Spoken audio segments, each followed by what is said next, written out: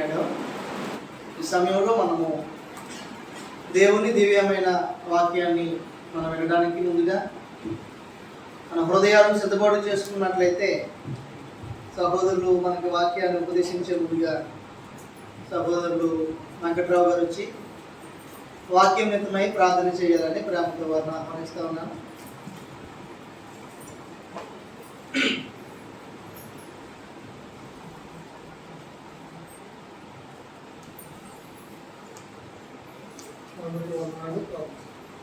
కృప కలిగిన తండ్రి, దయగలిగిన పరిస్థితి తండ్రి, మీకు పరిశుద్ధమైన ఘనమైన శ్రేష్టమైన నామాలకు చాలా వందనాలు కృతజ్ఞతాస్తుతులు తెలియజేస్తున్నాను. మీతోనైనా ఈ 2 రోజుల బైబిల్ తరగతి జరిగించుకోవడానికి మీరు ఇచ్చిన అవకాశం కొరకే ఉన్నాయి. సహోదరులు ఉదయకాలంలో నైనా తన ప్రజల కోసం దేవుడు చేసే కార్యాలు ఉన్నాయి. దీన్ని విడిచిపెట్టే వారిగా కాకుండా మా హృదయాల్లో పనులు చేసుకోవడం సహాయం చేస్తుంది. అలాగే సహోదరులు మధ్యాహ్న కాలంలో దేవత వర్తమానం సిద్ధమైనాడు తండ్రి, మీరే సహాయం చేసి సహోదరులకి మాకు చక్కగా వివరించడానికి సహాయం చేయాలి. అలాగే మేము దీన్ని మా హృదయాల జ్ఞానానుసారంగా పనులు చేస్తుంది. మీ సిద్ధానుసారమైన జీవితాన్ని మీరు కోరుకున్న విధంగా తండ్రి మా జీవితాలు పట్టుకోవడానికి మరీ ఎక్కువగా సహాయం దయచేయండి. ఈ మా ప్రభుత్వం మీకు తీసుకున్నారు యేసు ప్రభుత్వ పరిశుద్ధం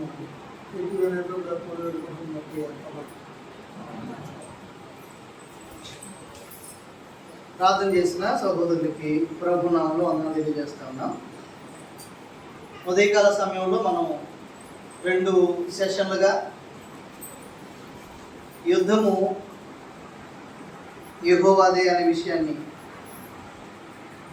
యుద్ధము ద్వారా దేవుడు మానవ జాతిని ఎలాగో రక్షించాడో, ఒక బలమైనటువంటి ఖడ్గం లేకుండా, బలమైన ఈటి లేకుండా దేవుడు వారిని ఎలాగో రక్షించాడో 2 సెషన్లో ఆలోచన చేశాం.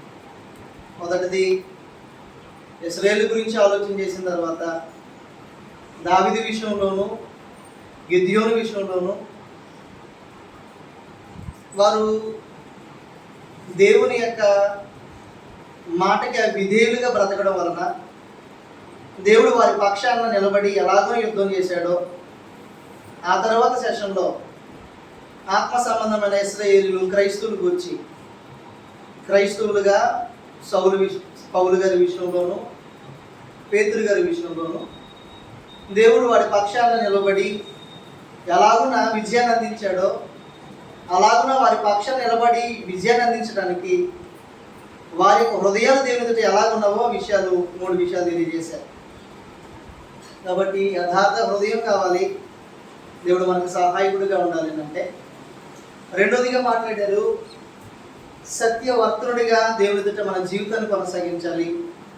మూడోదిగా మాట్లాడారు, చెడ్డవాటిని ఆశింపక దేవుడు కోరిన రూపంలో మన జీవితాలు కట్టుకున్నప్పుడు దేవుడు మన పక్షాల నుండి యుద్ధాన్ని జరిగించే ఆ కార్యక్రమాలు జరుగుతున్నాయని. కాబట్టి ఈ సమయంలో తన సందేశాన్ని వివరించడానికి మన మధ్య దైవజనులు, దేవుని దాసులు సత్యమణి గారు సిద్ధపడి ఉన్నారు. మన హృదయాన్ని సిద్ధపాటు చేసుకున్నట్లయితే అన్నయ్య గారు వచ్చి వాక్యాలు మనకు వివరిస్తారు.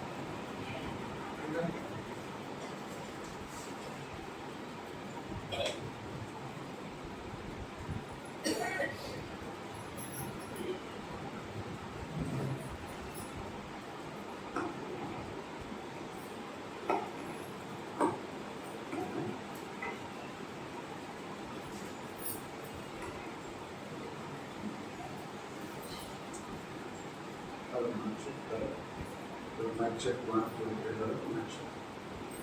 Hello mic check.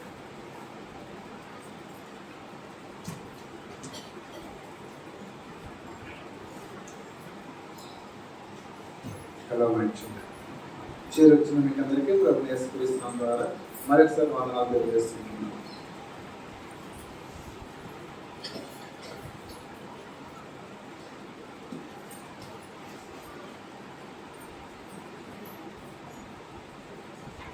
ఇదే కాలంలో మనం చూసినట్లు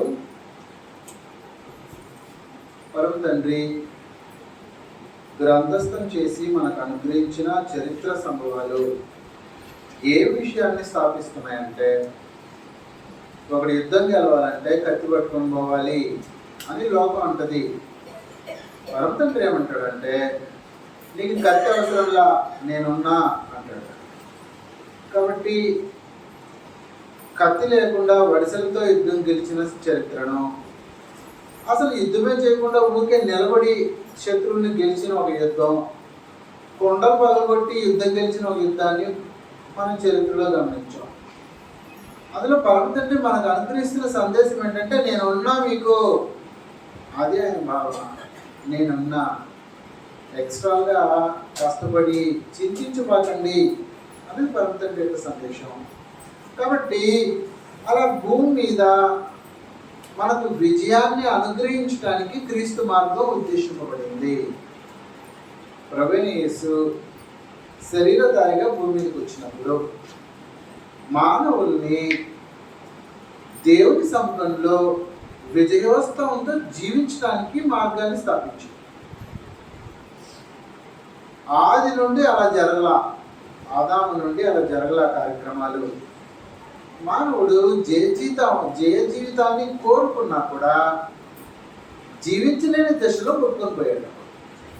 కానీ ప్రభువైన యేసు భూమి మీద స్థాపించిన క్రీస్తు మార్గం అటువంటిది కాదు. మనిషిని దేవుని సముఖంలో, దేవుని ఎదురుగా దేవునితో అన్యోన్య సంబంధమైన బాంధవ్యాన్ని తెంచుకోకుండా కొనసాగించే ఒక మార్గం. అంతకు ముందు ప్రవేశపెట్టబడిన మార్గంలో అటువంటి అవకాశం లేకుండా పోయింది. ఏప్రిల్కి రాసిన పత్రికలో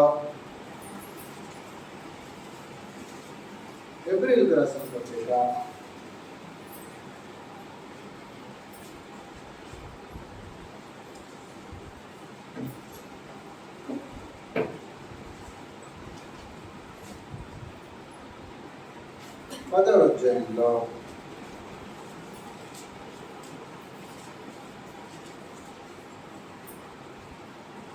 10వ అధ్యాయం మొదటి నుంచి ధర్మశాస్త్రము రాబోచున్న మేలుల ఛాయ కలిదే కానీ ఆ వస్తువుల నిజస్వరూపం కలిగింది కాదు. ఆ యాజకులు ఏటేటా ఎడతెగకుండా అర్పించి ఒకటే విధమైన బలులు వాటిని తెచ్చిన వారికి ఎన్నడూ సంపూర్ణ సిద్ధి కలుగజేయలేరు. అలాగే చేసిన ఎడల సేవించి వారు ఒక్కసారే పరిశుద్ధపరచబడి తరువాత వారి మనసాక్షికి పాప జ్ఞప్తి ఇకను ఉండదు కనుక వాటిని అర్పించడం మానదురు అంటారు. కాబట్టి పాప జ్ఞప్తి ఉండేది. ధర్మశాస్త్ర ప్రకారం పరిశుద్ధులుగా జీవించడానికి ప్రయత్నాలు చేసేవాళ్ళు ప్రతి సంవత్సరం యెరూషలేము దేవాలయానికి పరిగెట్టేవాళ్ళు. యెరూషలేము దేవాలయానికి వెళ్ళిపోయి సంవత్సరానికి 3 సార్లు తమ పాపం పరిగణింపబడ్డానికి ధనంలో అంటే కొద్దిగా పేదవాళ్ళుగా ఉంటే ఒక గూబని, కొద్దిగా ధన సంపాదన ఉంటే ఒక మేకను, ఇంకా ధనవంతులైతే ఒక కోడెను కొనుక్కొని వెళ్ళిపోయేవాళ్ళు. కొంతమంది కొనుక్కొని వెళ్ళకుండా అక్కడికి వెళ్ళి కొనుక్కునే వాళ్ళు. అందుకే యేసుక్రీస్తు ప్రభు కాలంలో యెరూషలేము దేవాలయం వ్యాపార స్థలంగా మారిపోయింది. ఎందుకంటే బలులు అర్పించడానికి వస్తారు జనం, వాళ్ళకు గువ్వలు కావాలి కదా, గువ్వలు బట్టి అమ్మేవాళ్ళు, అక్కడ ఉండేవాళ్ళు మేకలు పెట్టి అమ్మేవాళ్ళు. కాబట్టి వాళ్ళు వ్యాపార స్థలంగా మారింది. దాన్నే ఆయన అలా తృణీకరించాడు, అలా చేయకూడదు, ఇది వ్యాపార స్థలం కాదు అన్నాడు. కాబట్టి పరమతండ్రి ఏం చెప్తున్నాడు, పాప జ్ఞప్తి వాళ్ళు ఎప్పుడైతే వెళ్ళి సంవత్సరానికి ఒకసారి అర్పిస్తున్నారో అర్పించేటప్పుడంతా వాళ్ళ పాపాలకి జ్ఞప్తి వస్తూ ఉండేది అంతా. కాబట్టి సంపూర్ణ సిద్ధి కలగలేదు, అది సమస్య వాళ్ళకి. కాబట్టి గలతీయులకు రాసిన పత్రికలో గలతీయులకు రాసిన పత్రిక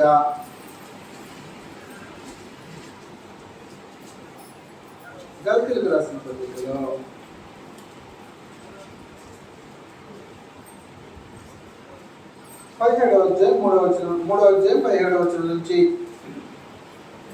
నేను చెప్పింది ఏమనగా 430 సంవత్సరముల తరువాత వచ్చిన ధర్మశాస్త్రము వాగ్దానం నిరర్ధకము చేయనంతగా పూర్వమందు దేవుడి చేత స్థిరపరచబడిన నిబంధనలు పుట్టివేయదు. ఆస్వాస్యము ధర్మశాస్త్రం మూలంగా కలిగినదా ఇక వాగ్దాన మూలంగా కలిగినది కాదు. అయితే దేవుడు అబ్రహాముకు వాగ్దానం వలననే దాన్ని అనుగ్రహించును.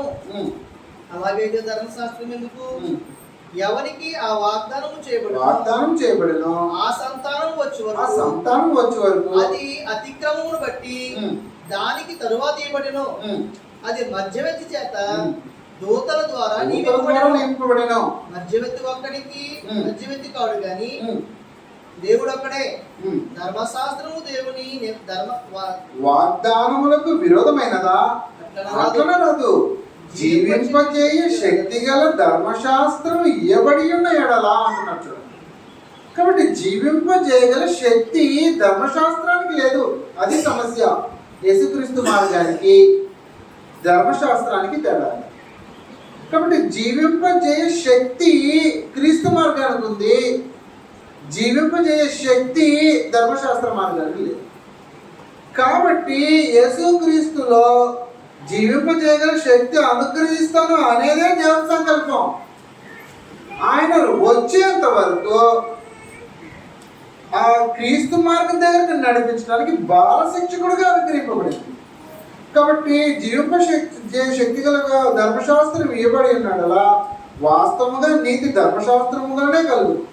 యేసుక్రీస్తునందు విశ్వాసం మూలంగా కలిగిన వాగ్దానము విశ్వసించే వారికి అందరికీ అనుగ్రహింపబడినట్లు లేఖనం అందరినీ పాపంలో బంధించింది. విశ్వాసము వెల్లడి కాక మనకు ఇక ముందుకు బయలుపరచకూడము. విశ్వాసమును అవలంబింపవలసిన వారంగా చెరలో ఉంచబడినట్టు మనం ధర్మశాస్త్రానికి లోనైన వారైతే అంటున్నారు. కాబట్టి మనం విశ్వాసమున్న నీతిమంతులు తీర్చబడినట్లు క్రీస్తునందుకు మనం నడిపించుటకు ధర్మశాస్త్రం మనకు బాల శిక్షకుడు ఆయన అంటున్నాడు. కాబట్టి జీవింపజేసే శక్తి యేసు క్రీస్తు మార్గంలో అనుగ్రహింపబడింది. తండ్రి దేవునికి సంకల్ప ప్రకారం దాని దగ్గర నడిపించడానికి బాల శిక్షకుడుగా ధర్మశాస్త్రం అనుగ్రహింపబడింది. కాబట్టి పరమ తండ్రి ఏమంటాడంటే, నువ్వు జీవించి నా కుమారుడిగా జీవపు స్థితిలో కొనసాగాలంటే ధర్మశాస్త్రంలో కాకుండా క్రీస్తు మార్గంలోకి వచ్చి స్థిరపడవలసిన అవసరం ఉంటుంది. కానీ మానవుడు ఏం చేస్తుంటాడంటే కండిషన్స్ పెడుతుంటాడు. తన సొంత ఆలోచనలు నెరవేర్చుకోవడానికి ఆలోచన చేస్తుంటాడు. తన ఇష్టానుసారంగా కార్యక్రమాలు జరిగించడానికి ఆలోచన చేస్తుంటాడు. పరమ తండ్రి ఏమో మరి నేను స్వతంత్రంగా చేశాను రా, నువ్వు పాపం చేయకుండా స్వతంత్రంగా జీవించే ఏర్పాట్లు చేశాను, నేను పాప మరణాలని తీసేసాను అన్నాడు పరమ తండ్రి.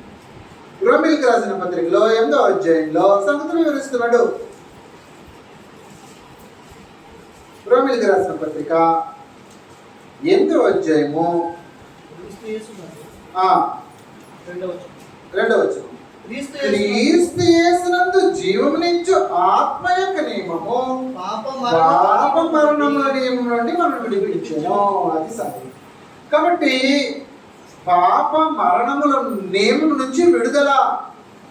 పాప మరణముల నియమం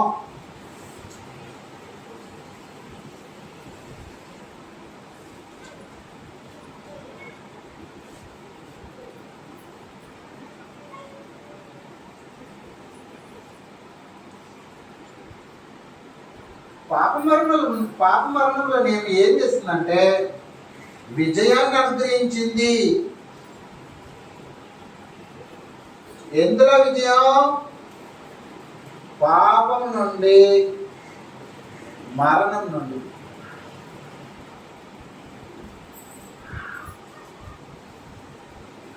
కాబట్టి మనిషి పాపం విషయంలోనూ మరణం విషయంలోనూ విజయాన్ని పొందడానికి క్రీస్తు మార్గం అనుమతించింది.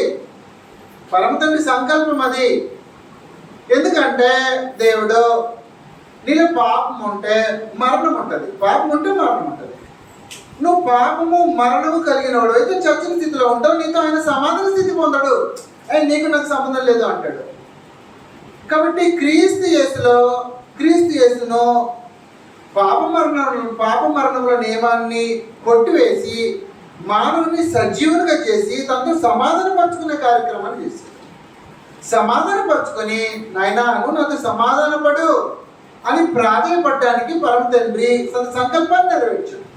2వ కొరింథీయులకు రాసిన పత్రికలో ఈ సంగతులు వివరించబడుతున్నాయి. 2వ కొరింథీ 5వ అధ్యాయము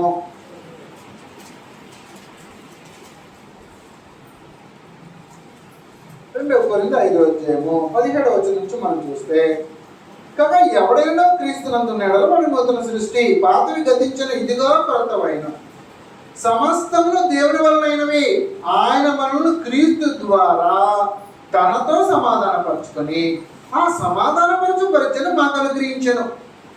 అదేమనగా దేవుడు వారి అపరాధములు వారి మీద మోపగా క్రీస్తునందు లోకమును తనతో సమాధానపరచుకొనొచ్చు ఆ సమాధాన వాక్యమును మాకు అప్పగించిన కావున దేవుడు మా ద్వారా వేడుకొనున్నట్టు మేము క్రీస్తుకు రాయబారులమై దేవునితో సమాధానపడుడని క్రీస్తు పక్షమును మిమ్మల్ని బతిమాలుకొనుచున్నాము.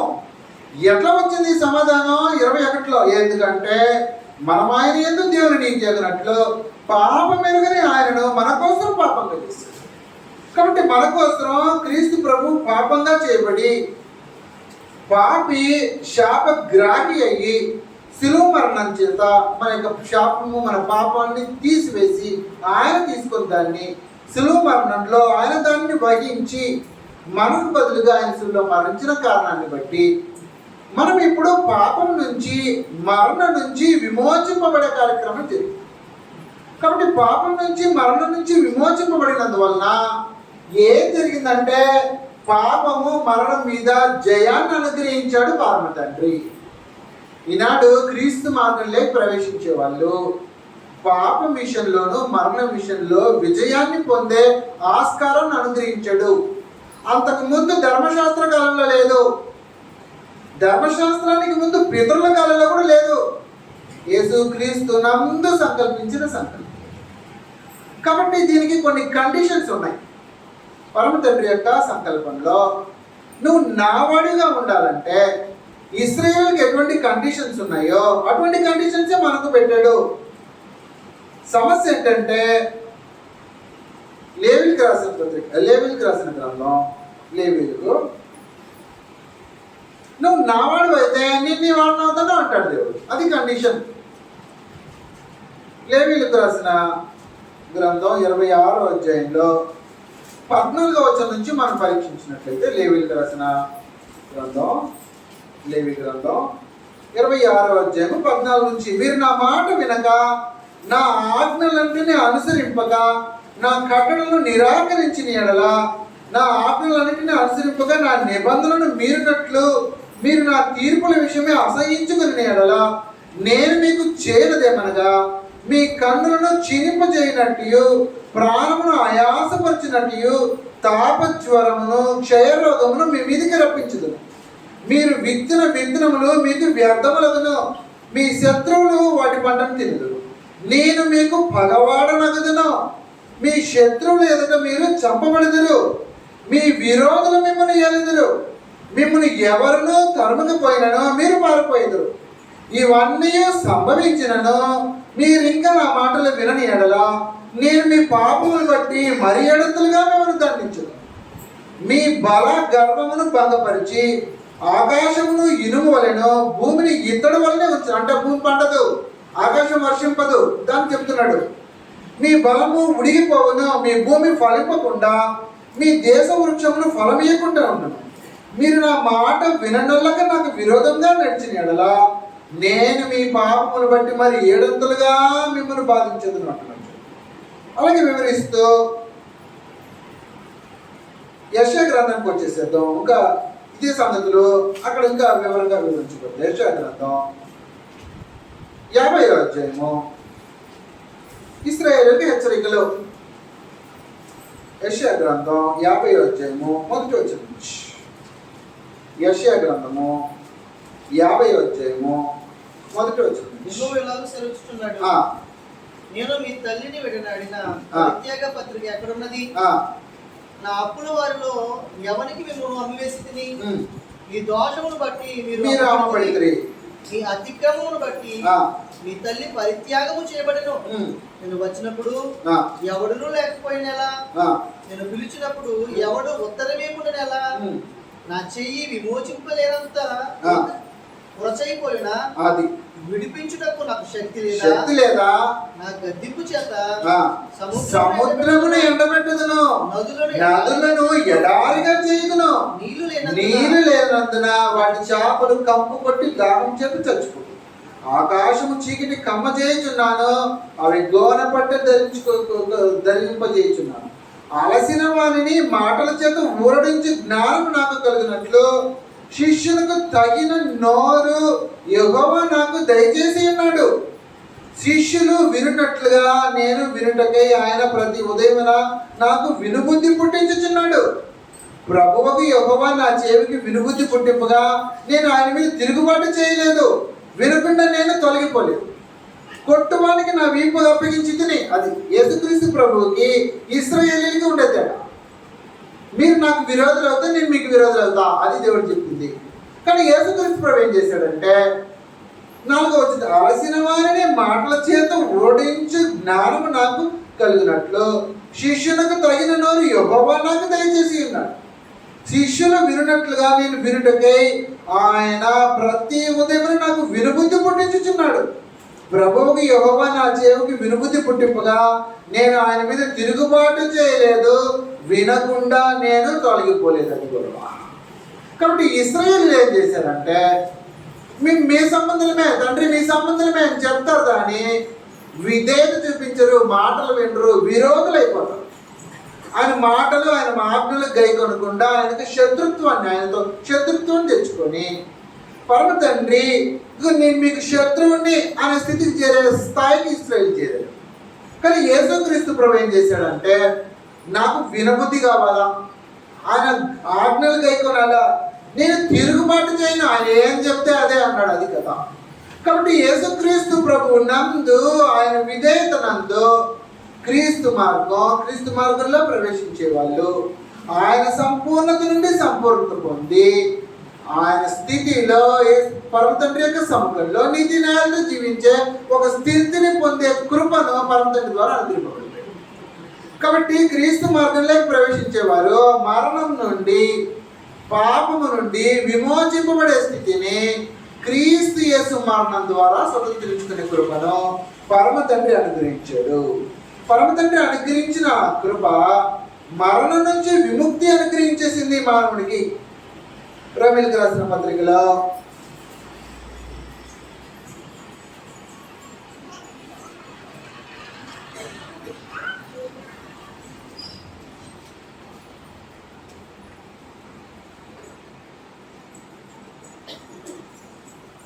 రోమీయులకు రాసిన పత్రిక 4వ అధ్యాయం 17వ వచనం నుంచి, తాను విశ్వసించిన దేవుని ఎదుట అనగా మృతులను సజీవులుగా చేయవాడును, లేని వాటిని ఉన్నట్టుగా పిలుచువాడునైన దేవుని ఎదుట అతడు మనకు అందరికీ తండ్రి అయినాడు. ఇందును గురించి నిన్ను అనేక జనములకు తండ్రిగా నియమించుకుని వ్రాయబడింది.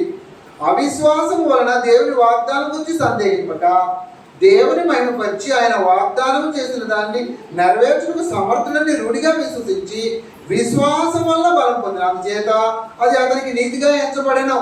అది అతనికి మాత్రం ఎంచబడినని అతని నిమిత్తం మాత్రం కాదు, కానీ మన ప్రభువైన యేసును మృతుల్లో నుంచి లేపిన వారి యందు విశ్వాసం ఉంచిన మనకును ఎంచబడినని మన నిమిత్తం కూడా వ్రాయబడింది.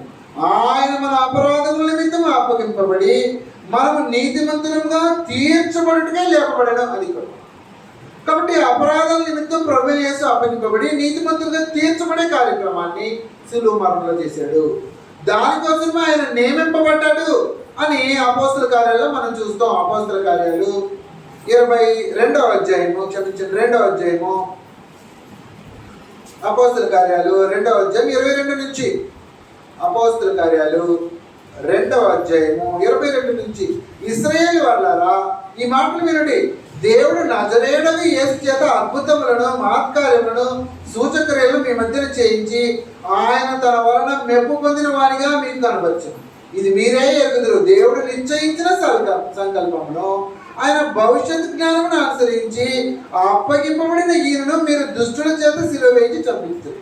మరణము ఆయనను బంధించి ఇచ్చుట అసాధ్యము కనుక దేవుడు మరణ వేదనను తొలగించి ఆయన లేపను. ఆయన గూర్చి దావీదు ఇట్లు చెప్పుచున్నాడు, నేను ఎల్లప్పుడూ నా ఎదుట ప్రభువును చూచుచుంటిని, ఆయన నా కుడి పార్శ్వము మీద ఉన్నాడు కనుక నేను కదల్చబడను. కావున నా హృదయం ఉల్లసించును, నా నాలుక ఆనందించును, మరియు నా శరీరం కూడా నిరీక్షణ కలిగి నిలకడగా ఉండెను అంటున్నాడు. కాబట్టి క్రీస్తు యేసులోనికి ప్రవేశించిన వాళ్ళు పరమ తండ్రి యొక్క సంకల్ప ప్రకారం మరణం నుంచి పాపం నుంచి జయాన్ని పొందే కృప అనుగ్రహింపబడింది క్రీస్తు యేసులో. కాబట్టి క్రీస్తు యేసులో ఆ స్థితిని పొందుకోవాలంటే ఈనాడు ప్రత్యేకించి క్రీస్తు సంఘాల్లో ఉండే వాళ్ళకి చాలా ప్రత్యేకమైన కొన్ని సమస్యలు ఉన్నాయి. సమస్యలు ఏంటంటే మొదటి యోహాను రాసిన పత్రిక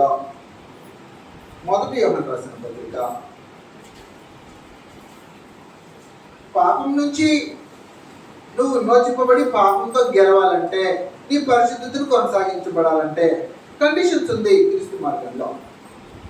అపార్థం చేసుకుంటే మొదటి యోహాన్ని ఈ కృపని పొందకుండా పోతుంటాము. చాలా జాగ్రత్తగా ఉండాలా. మొదటి యోహాను మొదటి అధ్యాయము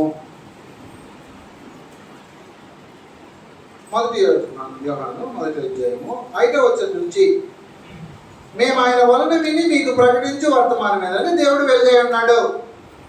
ఆయనతో కూడా సహవాసము గలవారు. దేవుడు వెలుగై ఆయన యందు చీకటి ఎంత మాత్రము లేదు. ఆయనతో కూడా సహవాసము గలవారమని చెప్పుకొని చీకటిలో నడిచిన యెడల మనం అబద్ధం ఆడుతూ సత్యం జరిగించుకుందాము. చీకటిలో నడిస్తే సత్యాన్ని జరిగించము. అండర్లైన్ చేసుకోవాలా. ఇంకా మీ కింద ఉండే వాక్యాలు పాపాన్ని గెలుస్తున్నామా అనే దానికి సందిగ్ధతను తీసుకొని వచ్చేవిగా ఉంటాయి. కాబట్టి సరిగ్గా అర్థం చేసుకోకపోతే క్రీస్తు మార్గం అర్థం కాదు. సమస్యలో ఇరుక్కునే ప్రమాదం ఉంటుంది. తెగించి పాపం చేసే ప్రమాదం ఉంటుంది. కాబట్టి 6వ వచనం నుంచి, ఆయనతో కూడా సహవాసం గలవారని చెప్పుకుని చీకటిలో నడిచిన యెడల మనం అబద్ధమాడుతూ సత్యమును జరిగింపుకుందాము. అయితే ఆయన వెలుగులో ఉన్న ప్రకారం మనకును వెలుగులో నడిచిన యెడల మనం అన్యోన్య సహవాసం గలవారం అయ్యిందమో అప్పుడు ఆయన కుమారుని యేసు రక్తము ప్రతి పాపము నుండి మనల్ని పవిత్రులుగా చేయు. మనము పాపము లేని వారమని చెప్పుకుని మనల్ని మనమే మోసపుచ్చుకుందామో మరియు మనలో సత్యం ఉండదు. మన పాపమును మనం ఒప్పుకుని ఆయన నమ్మదగిన వాడును నీతిమంతులను కనుక ఆయన మన పాపమును క్షమించి సమస్త దుర్నీతి నుండి మనల్ని పవిత్రులుగా చేయి. మనము పాపము చేయలేదని చెప్పుకొని ఆయన అబద్ధికులుగా చేయవారు మగదుమో మరియు ఆయన వాక్యము మనలో ఉండదు. ఈ లేఖనాలను పట్టుకొని ఇదిగో చూసారా పాపం చేస్తానే ఉంటాము అని పాపంలో కొనసాగే వాళ్ళు కొంతమంది ఉన్నారు. సమస్య ఏంటంటే పాప మరణముల నియమము నుండి విమోచింపబడిన మనిషి పాపము నుంచి పాపానికి బానిసైన శరీరాన్ని క్రీస్తు యొక్క మరణంలో సిలువ వేసిన ఒక మనిషి తిరిగి పాపానికి ఎలా బానిస అవుతాడు? అదే సమస్య. మంచిగా చెప్పాలంటే ఇప్పుడు మనం చదివిన ఇక్కడేమో దీనికి కౌంటర్గా మనం చదివితే మనకు ఇంకా కొద్ది క్లారిటీ వస్తుంది. ఎంతో వచ్చినా తిరిగి చదువుతాం. మనం పాపము లేనివారమని చెప్పుకొని మనల్ని మనమే మోసపుచ్చుకుందాము మరియు మనలో సత్యం ఉండదు. మనం పాపం లేని వారము అంటే మనల్ని మనం మోసపుచ్చుకుంటామంట.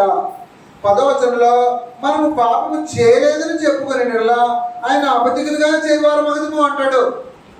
ఈ రెండు వాక్యాలకి అలాగే వ్యతిరేకంగా ఉంటాయి. చూడండి 3వ అధ్యాయంలో 4వ వచనం నుంచి మనం చదివితే, పాపం చేయ ప్రతివాడు ఆజ్ఞాధికరించును, ఆజ్ఞాధికరమే పాపము, పాపములను తీసివేయడానికి ఆయన ప్రత్యక్షమైనని మీకు తెలియను. ఆయన ఎందు పాపం ఏమీ లేదు. ఆయన ఎందు నిలిచి ఉండి వాడెవడు పాపము చేయడు, పాపము చేయవాడు ఎవడు ఆయన చూడడం లేదు, ఎరగడం లేదు. ఈ 6వ వచనం 5వ వచనంలో పాపం చేయడం ఉంది, పాపం చేయడు అని ఉంటుంది. 1వ అధ్యాయము 10వ వచనము 8వ వచనంలో పాపం చేస్తాడు అని ఉంటుంది. తేడా ఏంటో గ్రహించాలి జాగ్రత్తగా. ఇది ఏ రకమైన పాపము, ఇది ఏ రకమైన పాపం గ్రహించాలా. పాపము అని రాశాడు తప్పితే అది ఎటువంటి పాపము అనేది వివరణ ఇవ్వాల, 2 స్థలాల్లోనే ఇవ్వాల. కాబట్టి చాలా జాగ్రత్తగా గ్రంథం మీద అవగాహన లేని వాళ్ళు ఈ వాక్యాన్ని విభజించి కలిపి చెప్తారు. ఆ పాపాలు చేస్తూనే ఉంటుంది చెట్టు బ్రదరం అనేస్తారు. అలాంటి స్థితి వస్తే సమస్య ఏమొస్తుందంటే నువ్వు పాపాన్ని మరణాన్ని గెలవలేవు. పరమ తండ్రి పొద్దు నుంచి మీకు అందుకే ఉదాహరణ చూపించా. అరే నువ్వు ఏం చేయకపోయినా నువ్వు నిలబడరు, నేను నిన్ను గెలిపిస్తాను అనేది సంకల్పం. యుద్ధానికి కత్తులు కావాలా? కత్తి అవసరం లేక నేను గెలిపిస్తా అన్నాడు. మరి పాపం విషయంలో జయము మానవుడికి రాదా? ఎందుకు రాదు? అందుకే లేఖనాలు చూపించా. ధర్మశాస్త్ర కాలంలో జీవింపజేసే శక్తి ధర్మశాస్త్ర మార్గానికి లేదు. క్రీస్తు మార్గానికి జీవింపజేసే శక్తి ఉంది. నువ్వు జీవిస్తావు, మరణించే ఆస్కారం ఉండదు. కాబట్టి క్రీస్తు మార్గాన్ని నువ్వు విభజించి పరీక్షించి పాపక్షమాపణ సూత్రాలను తెలుసుకోకపోతే నీకు జయం అనుగ్రహింపబడదు క్రైస్తవ జీవితంలో. కాబట్టి చాలా జాగ్రత్తగా మనం మొదటి అధ్యాయానికి వచ్చేసేస్తే, పాపము చేస్తాము అన్నాడు కదా, ఇందుకు ఈ పాపాలు ఏంటో మనం తెలుసుకుంటే మనకు అవగాహన కలిగిపోద్ది. యాకోబు రాసిన పత్రికలో సాక్షాత్తు అపోస్తలుడు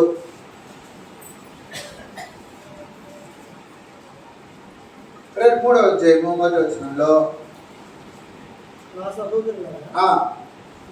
బోధకులమైన మనము మరి కఠినమైన తీర్పు పొందనమని తెలుసుకొని బోధకులు కాబట్టి అనేక విషయములలో మనం అందరము తప్పిపోతున్నాం. ఇది గొడవ. తప్పిపోతున్నాము, తెగించి పాపం చేయట్లా, అది గొడవ. సాక్షాత్ అపోస్తలుడైన పౌలు కూడా తను బలహీనుణ్ణి అని మాట్లాడాడు, కానీ బుద్ధిపూర్వకంగా చేయలా, తెగించి పాపం చేయలా. పౌలు బలహీనతల్లో ప్రతిసారి గెలిచేశాడు. యేసుక్రీస్తు ప్రభు కృపను పొంది శరీరము ఆత్మకు విరోధంగా అపేక్షించే కాలంలో మనం ఉన్నాం. గలతీయులకు రాసిన పత్రిక 5వ అధ్యాయంలో క్రీస్తులోకి వచ్చిన తర్వాత పరిస్థితి ఎలా ఉంటుందో గ్రంథం వివరిస్తుంది. గలతీయులకు రాసిన పత్రిక 5వ అధ్యాయము, గలతీయులకు రాసిన పత్రిక 5వ అధ్యాయం 16వ వచనంలో, నేను చెప్పున్నది ఏంటంటే ఆత్మానుసారంగా నడుచుకోండి, అప్పుడు మీరు శరీరేచ్ఛను నెరవేర్చారు అని గ్రంథం మాట్లాడిందా లేదా? మాట్లాడుతుంది గ్రంథం. ఆత్మానుసారంగా నడుచుకుంటే శరీర కార్యక్రమాలు చేయరు మీరు అని గ్రంథం చెప్పేసి. డౌట్ ఎక్కడ వస్తుందో నాకు అర్థం కావట్లా. శరీరం ఆత్మకును, ఆత్మకు శరీరమును విరోధంగా అపేక్షించును, ఇవి ఒకదానికొకటి వ్యతిరేకంగా ఉన్నవి. కాబట్టి మీరేమి నిశ్చయించురో వాటిని చేయకుండా ఉంటారు అని ఉంటుంది. వాటిని చేయకుందరు. చాలా జాగ్రత్తగా విభజించి అర్థం చేసుకోవాలి ఈ సెంటెన్స్. ఇవి ఒకదానికొకటి వ్యతిరేకంగా ఉన్నవి, మీరేమి నిశ్చయించురో వాటిని చేయకుందరు అంటే శరీరం ఏదన్నా ఒకటి చెయ్యాలనుకుంటే దాన్ని చేయకుండా ఉంటారంట. అర్థం చేసుకుని జాగ్రత్తగా. అంటే నీ శరీరం ప్రతినిత్యం నీ ఆత్మకు విరోధంగా కోరుకునే ప్రమాదం ఉండొచ్చు. కోరుకున్నంత మాత్రాన నా శరీర కార్యం జరుగుతుందని లేదు అక్కడ. నా ఆత్మ దానికి విధేయత చూపించుతాం. ఎందుకంటే ఆత్మ పరిశుద్ధంగా చనిపోయిన స్థితి నుంచి లేపబడింది, పరిశుద్ధంగా ఉంది. హృదయంలో ఆత్మలో కల్మషం లేకుండా ఉంది. అది క్రీస్తు మార్గం. క్రీస్తు మార్గం ఏం చేస్తుంటుందంటే నీ గుండెను సంపూర్ణంగా మార్చేస్తూ ఉంటుంది. ఎహెజ్కేలు గ్రంథం 36వ అధ్యాయము మనకందరికీ తెలిసినట్టు, ఎహెజ్కేలు గ్రంథం 36వ అధ్యాయము 25, 26, 27 వచనాలు.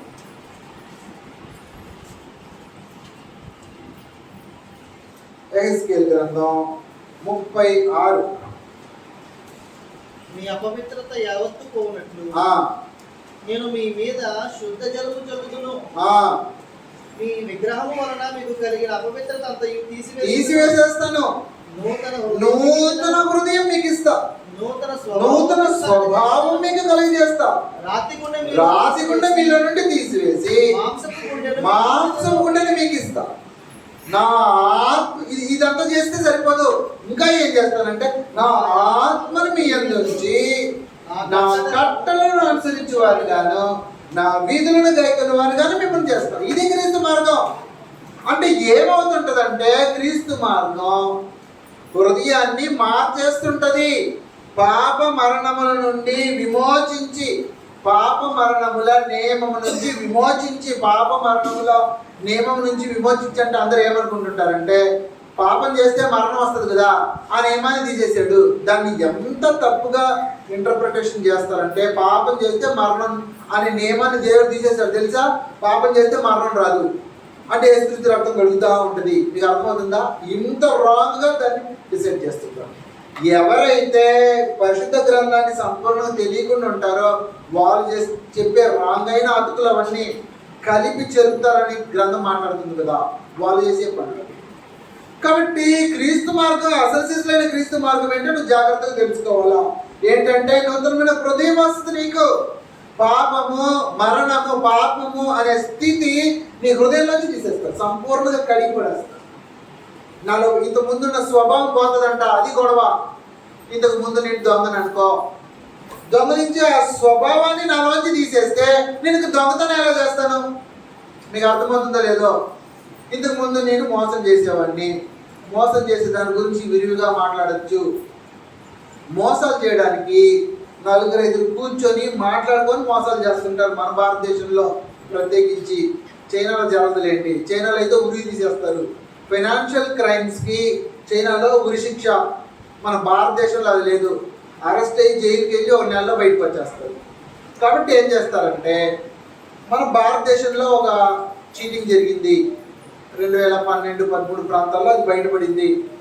సుమారుగా 30 సంవత్సరాలు జరుగుతూ ఉండింది. పోల్ స్కీమ్ అని మీరు న్యూస్లో కూడా చూడొచ్చు. 1-2 కాదు, 14,000 కోట్లు అమర్చారు. అంటే 14,000 కోట్ల అనుకున్నాను. కూర్చొని ఆలోచన చేసి భారతదేశం ఫుల్గా బ్రాంచ్లు పెట్టి 1 కోటి మందిని చేర్పించి 1 కోటి మంది చేత నెలకు 5,000, ఒకరు 10,000, ఒకరు 1,00,000, ఒకరు 2 లక్షలు, ఒకరు 1000 అట్లా కట్టించుకున్నారనమాట. సడన్గా ఒకరోజు జెండా ఎత్తేసారు. 1 కోటి మందిని అమర్చారు. ప్లాన్ వేసుకొని స్వభావ సిద్ధిని ఈరోజుకి ప్రాణాలతో ఉన్నారు. మనుషుల్ని ఏమార్చాలని ఆలోచన చేసి చేసేవాళ్ళు. ఇటువంటి స్వభావం ఉండే ఒక మనిషి క్రీస్తు దగ్గరకు వచ్చాడు అనుకుందాం. ఏం చేస్తాడంటే పరమ తండ్రి హెస్కేలో రాయబడినట్టు, నూతన హృదయం మీకు ఇచ్చేదను, నూతన స్వభావం మీకు కలుగు చేస్తాను. అంటే మోసం చేసి సంపాదించాలని నా మనసు నీలో నుంచి వెళ్ళిపోతుంది. ఇంకెట్ట నువ్వు మళ్ళీ మోసం చేస్తావు? మీకు అర్థమవుతుందో లేదో. కాబట్టి పాపం మీద జయము అంటే ఏంటో అర్థం చేసుకోవాలి. ఫస్ట్ పాపము మీద జయం వస్తే మరణం నీ దగ్గరికి రాదు. నువ్వు పాపం చేస్తే మరణం వస్తుంది నీ దగ్గరికి. కాబట్టి పాపం మీద జయం అనుగ్రహించడానికి ఉద్దేశింపబడిన క్రీస్తు మార్గం, క్రీస్తు మార్గం పాపం మీద జయం అనుగ్రహించడానికి ఉద్దేశింపబడింది. అదే హెస్కేలు గ్రంథం 11వ అధ్యాయంలో ఇదే సంగతులను అక్కడ కూడా వివరిస్తూ ఉంది గ్రంథం. హెస్కేలు 11వ అధ్యాయము 19-20 వచనాల్లో వారు నా కట్టడలను 17 నుంచి చదువుతాం. కాగా నీవు ఈ మాట ప్రకటింపుము, ప్రభువైన యెహోవా సెలవిచ్చినదేమనగా, ఆయా జనుల మధ్య నుండి నేను మిమ్మల్ని సమకూర్చి మీరు చెదరగొట్టబడిన దేశములలో నుండి మిమ్మల్ని రప్పించి ఇశ్రాయేలు దేశమును మీ వశము చేసేదను. వారు అక్కడికి వచ్చి అక్కడ తాము ఉంచుకున్న విగ్రహములను తీసివేసి తాము చేయించిన హేకరీలు చేయటం మానగరు. వారు నా కట్టడలను నా విధులను అనుసరించి గైకొనినట్లు నేను వారి శరీరంలో నుండి రాతి గుండెను తీసివేస్తా. కాబట్టి కట్టడాలు ఆజ్ఞల్ని అనుసరించి నడిచే ఒక స్థితి వచ్చేస్తుంది క్రీస్తు మార్గంలో. ప్రవచనం ఇశ్రాయేలుకి సంబంధించింది కాదు, ప్రభువైన యేసుక్రీస్తు మార్గానికి సంబంధించిన ప్రవచనం. కాబట్టి ఏం జరుగుతుందంటే 19వ వచనంలో వారు నా కట్టడలను నా విధులను అనుసరించి గైకొనినట్లు నేను వారి శరీరంలో నుండి రాతి గుండెను తీసివేస్తా, వారికి మాంస గుండెను ఇచ్చేస్తా, వారికి ఏక మనసు కలిగజేసి వారి యందు నూతనాత్మను పుట్టిస్తా. అప్పుడు వారు నాకు జనులైందరో, నేను వారికి దేవుడినే ఉంటా. అది కథ. కాబట్టి దేవుడు నీకు దేవుడు అంటే యేసుక్రీస్తు నందు దేవుడు మీకు పాత నిబంధనలో చూపించిన యుద్ధాల్లో గెలుపు దేవుడు ఇచ్చాడు కదా. అటువంటి గెలుపు మీకు ఎలా ఇస్తాడంటే మీ హృదయాన్ని మార్చేస్తాడు, మీ స్వభావాన్ని మార్చేస్తాడు. మార్చేసి పాపం మీద విజయాన్ని అనుగ్రహిస్తాడు. ఒకనాడు యుద్ధాలు ఎందుకు చేశాడంటే, యుద్ధాల్లో గెలుపులు ఎందుకు పెట్టాడో ఇప్పుడు అర్థం చేసుకోవాలా జాగ్రత్తగా. ఎందుకంటే ఇది నువ్వు చేసే పని కాదు. నువ్వు కత్తి పెట్టుకొని నీ పాపాన్ని గెలుస్తానంటే నీకు జరిగే పని కాదు. పరమ తండ్రి సంకల్పంలో ఏర్పరిచిన అనుగ్రహించిన కృప. మానవుడు దేవుని యొక్క సముఖంలోకి వెళ్ళిపోయి తండ్రి అని ప్రాధాన్యపడితే చాలు. తండ్రి నేను నీ సంబంధిని అంటే చాలు, హృదయపూర్వకంగా విజయం చూపిస్తే చాలు. పరమ తండ్రి ఏం చేస్తాడంటే నీకు కృపను అనుగ్రహిస్తాడు. కృపను అనుగ్రహించి నీకు విజయాన్ని అనుగ్రహిస్తాడు. దానికి నువ్వు చేయవలసిన ఒక 2-3 పనులు ఉన్నాయి. వాటిని చూసుకున్నాం.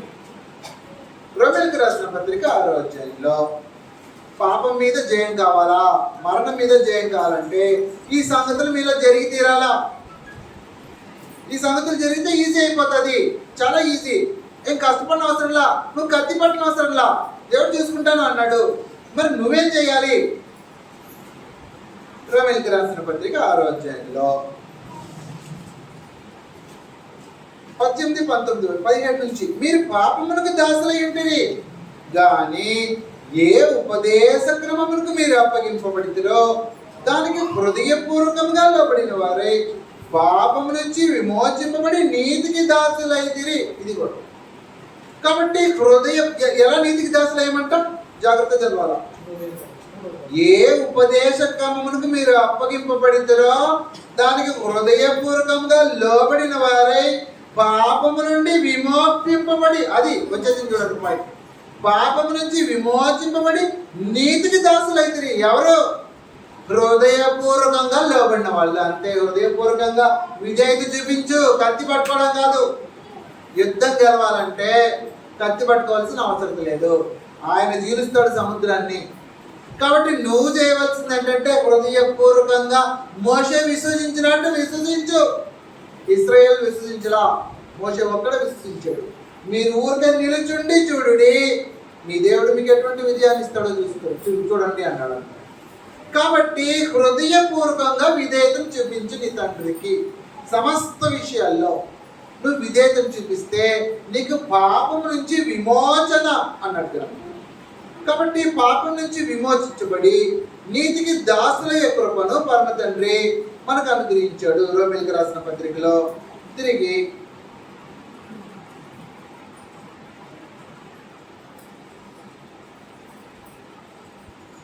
రోమీయులకు రాసిన పత్రిక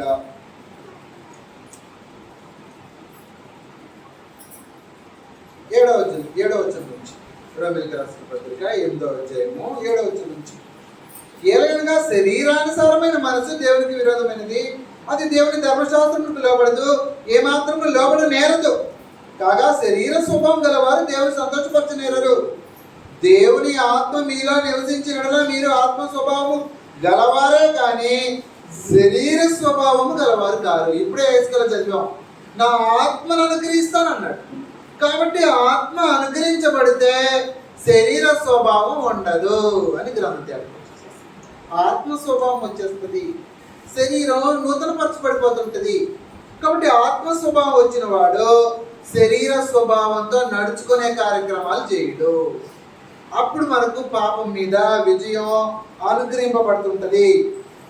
ఇదే విషయాన్ని ఎఫెసీయులకు రాసిన పత్రికలో ఇదే విషయాన్ని గ్రంథం వివరిస్తుంది. ఎఫెసీయులకు రాసిన పత్రిక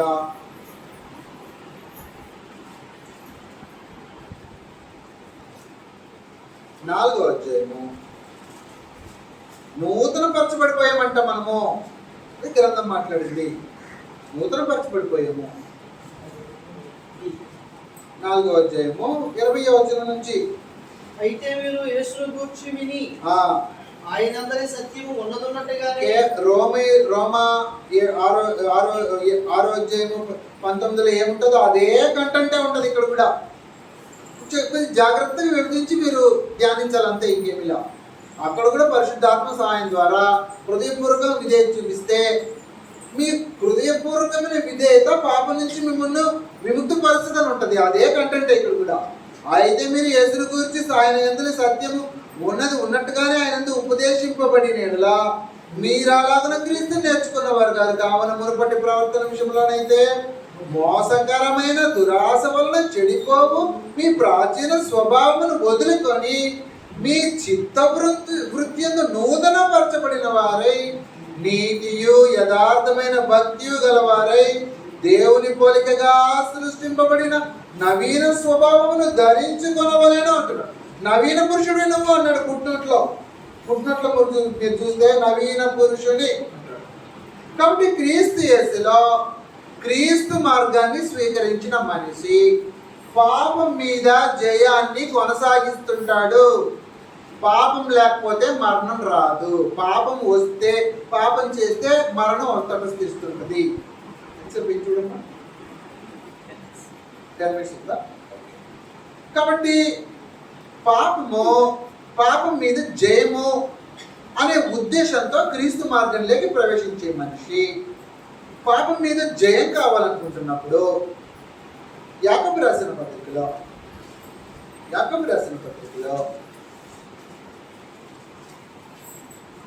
శోధనకు నిలబడవలసిన అవసరం ఉంటుంది. ఇంతకు ముందు కూడా నేను మీకు వివరించినట్టు యాకోబు రాసిన పత్రిక 1వ అధ్యాయము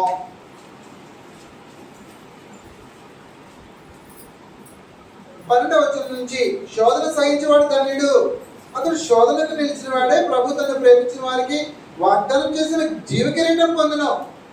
దేవుడు కీడు విషయమై శోధింపబడినాడు.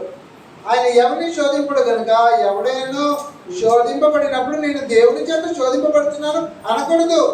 ప్రతివాడు తన స్వకీయమైన దురాశ చేత ఈడబడి మరల కలుపబడిన వాడే శోధింపబడుతున్నాడు. దురాశ గర్భం ధరించి పాపము కనగా పాపం పరిపక్వమై మరణాన్ని కంటది. అది గొడవ. కాబట్టి దురాశ గర్భం ధరిస్తే పాపాన్ని కంటది. కాబట్టి నూతన పురుషుడుగా మార్చబడుతున్న మనిషి దురాశను తనలో నుంచి తీసేసుకుంటుంటాడు. రాడు, అసలు రాదు దగ్గరికి. దురాశ ఎట్లా వస్తుందో మనం గల్తీకి వెళ్ళిపోతే మళ్ళీ తెలిసిపోతుంటాము. మళ్ళీ గల్తీకి వచ్చేసేద్దాం. అర్థమవుతుంది నాకు. గల్తీకి రాసిన పత్రిక ఇంతకుముందు మనం చదివినట్టు 5వ అధ్యాయంలో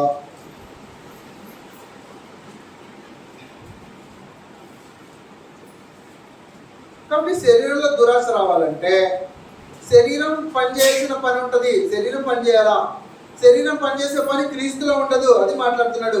నేను చెప్పినది ఏమనగా ఆత్మానుసారంగా నడుచుకోండి 16 నుంచి. అప్పుడు మీరు శరీరేచ్ఛ నెరవేర్చరు. అది కూడా. కాబట్టి పాపం చేత అపరాధం చేసి చచ్చిపోయిన వ్యక్తి క్రీస్తు యేసులో బతికేశాడు. ఇప్పుడు బతికాడు అంటే ప్రాణంతో వచ్చాడు. ఆత్మస్థితిలో అప్పుడే బ్రతికాడు. దేవుని దృష్టిలో నువ్వు పాపంలో ఉన్నప్పుడు దేవుని దృష్టిలో చచ్చిపోయినంత లెక్క. ఎప్పుడైతే క్రీస్తు యేసులోకి వచ్చేసి అయ్యో నేను పాపిని గ్రహించి ఓ క్రీస్తు యేసులో నేను సజీవుని ఇప్పుడు అనే స్థితికి నువ్వు వస్తున్నావో, నీ హృదయం వస్తుందో, నువ్వు క్రీస్తు యేసులో ఆత్మస్థితిలో అప్పుడే బ్రతుకుతున్నావు అనమాట. యేసు క్రీస్తు నుంచి సజీవుడు అవుతావు. ఎఫెసీయులకు రాసిన పత్రిక 2వ అధ్యాయంలో సంగతి వివరించబడి ఉంటుంది. 2:2 మీరు పాపం చేతన అపరాధం చచ్చిన వారండిగా ఆయన మిమ్మల్ని క్రీస్తుతో కూడా బ్రతికించినది. కాబట్టి అప్పుడే బ్రతికా. నేను క్రీస్తు దగ్గరికి వస్తేనే బ్రతికా. కాబట్టి క్రీస్తు యేసునందు బ్రతికిన మనిషి ఏం చేస్తుంటాడంటే శరీరానుసారంగా నడుచుకోడు. అది గొడవ. 16-17లో నేను చెప్పుడు ఏమనగా ఆత్మానుసారంగా నడుచుకోండి, అప్పుడు మీరు శరీరచ్చ నెరవేర్చరు. శరీరం ఆత్మకును, ఆత్మ శరీరముకు విరోధంగా అపేక్షించినవి ఒకదానికొకటి వ్యతిరేకంగా ఉన్నవి. కాబట్టి వ్యతిరేకంగా ఉంటాయి ఇవి. కాబట్టి శరీరం ఏం ఆలోచన చేస్తుందో దాన్ని చేయను, నేను దాన్ని చెయ్యి.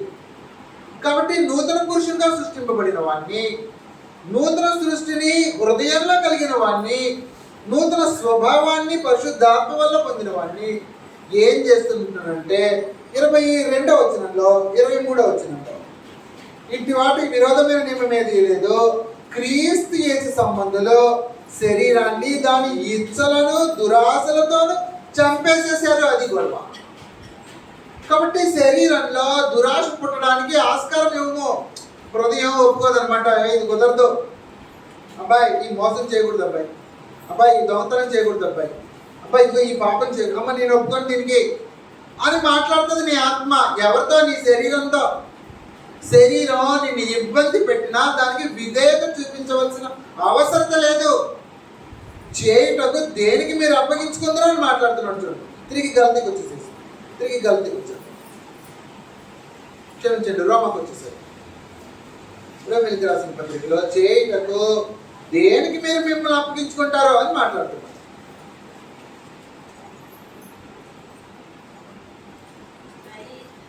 5వ వచనం.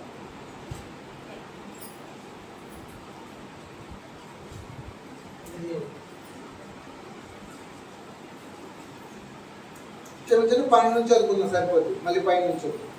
కాబట్టి సహోదరులారా, శరీరానుసారంగా ప్రవర్తించుకుని మనం శరీరమును కొనగలుగుతాము. మీరు శరీరానుసారంగా ప్రవర్తించడం చావలసిన వారైంది కానీ ఆత్మచేత శరీర క్రియలు చంపడం జీవించరు. దేవుని ఆత్మచేత ఎందరు నడిపింపదరో వారందరూ దేవుని కుమారులై ఉంటారు. ఏలైనగా మరలా భయపడకు, మీరు దాస్యపు ఆత్మను పొందలేదు కానీ దత్తపుత్రాత్మను పొందింది. ఆ ఆత్మ కలిగిన వారమై అబ్బా తండ్రి అని మనం మొరపెట్టుచున్నాము అంటున్నాడు.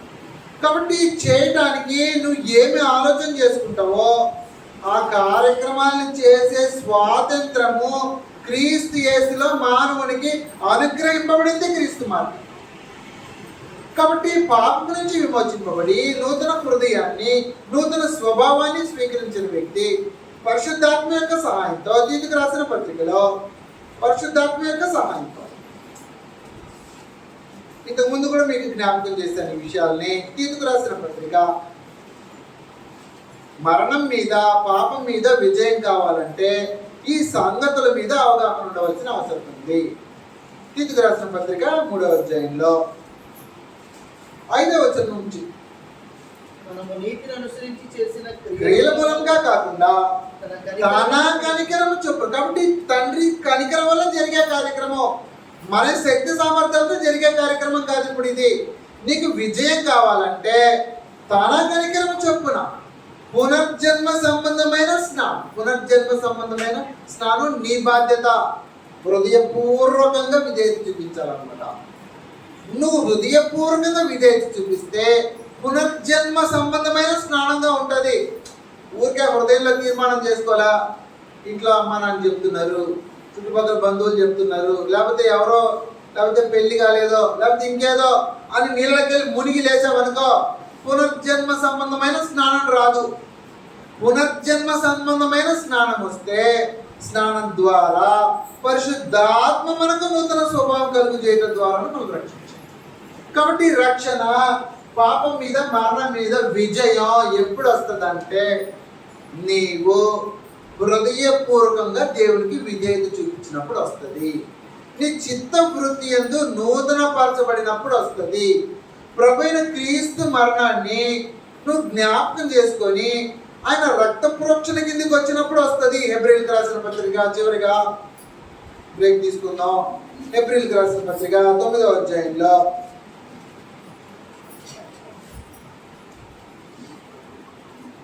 హెబ్రీయులకు రాసిన పత్రిక 9వ అధ్యాయము 12 నుంచి లేకపోతే 11 నుంచి చదువు. అయితే క్రీస్తు రాబోతున్న మేలుల విషయమై ప్రధాన యాజకుడుగా వచ్చి తన నిత్యమైన విమోచన సంపాదించి హస్తకృతము కానిది అనగా ఈ సృష్టి సంబంధము కానిదియో మరి ఘనమైనదియు పరిపూర్ణమైనదినైన గుడారము ద్వారా మేకల ఎక్కి కోడల ఎక్కి రక్తంతో కాక తన స్వరక్తముతో ఒక్కసారే పరిశుద్ధ స్థలంలో ప్రవేశించను.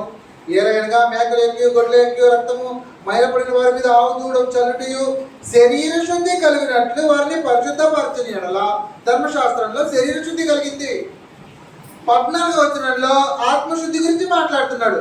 నిత్యుడగు ఆత్మ ద్వారా తన్ను తాను దేవునికి నిర్దోషినిగా అర్పించుకొని క్రీస్తు యొక్క రక్తము నిర్జీవ క్రియలను విడిచి జీవము గల దేవుని సేవించుటకు మీ మనసాక్షిని ఎంతో ఎక్కువగా శుద్ధి చేయను అని ఉండొచ్చు.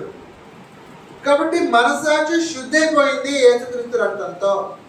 ఇది ఎప్పుడు జరుగుతుందంటే నువ్వు యేసుక్రీస్తు రక్తం దగ్గరికి హృదయపూర్వకంగా వస్తే, నీ చిత్తవృత్తి ఎందు నూతన పరచబడితే, నీ హృదయాన్ని సంపూర్ణంగా దేవునికి సమర్పిస్తే అప్పుడు పరమ తండ్రి నీ పక్షాన నిలబడతాడు. ఆయన ఏర్పాటు చేసిన సిస్టమ్ పనిచేస్తుంటుంది. 2000 సంవత్సరాలకు ముందు ఏర్పరచబడిన మార్గం ఇందులోకి నువ్వు ప్రవేశించావంటే పునర్జన్మ సంబంధమైన స్నానాన్ని అనుగ్రహిస్తాడు. తిరిగి పుట్టే కార్యక్రమం చేపిస్తాడు. నీ హృదయాన్ని మారుస్తాడు, నీ స్వభావాన్ని మారుస్తాడు. యేసుక్రీస్తు రక్త ప్రోక్షణ ద్వారా నీ మనసాక్షిని మార్చేస్తాడు. అప్పుడు నీకేమొస్తుందంటే నీకు పాపము మరణం మీద జయం వస్తుంది. యుద్ధంలో నువ్వు గెలుస్తావు. ఇది నీ వల్ల జరిగే కార్యక్రమం కాదు, పరమ తండ్రి నీకు అనుగ్రహించేది. దానికి నువ్వు చేయవలసింది కత్తి పెట్టుకొని యుద్ధం చేయడం కాదు, హృదయపూర్వకంగా సమర్పించుకో సరిపోద్ది. నువ్వు యుద్ధంలో గెలుస్తావు. దీన్ని మనం బ్రేక్ తర్వాత మళ్ళీ కొనసాగించాం.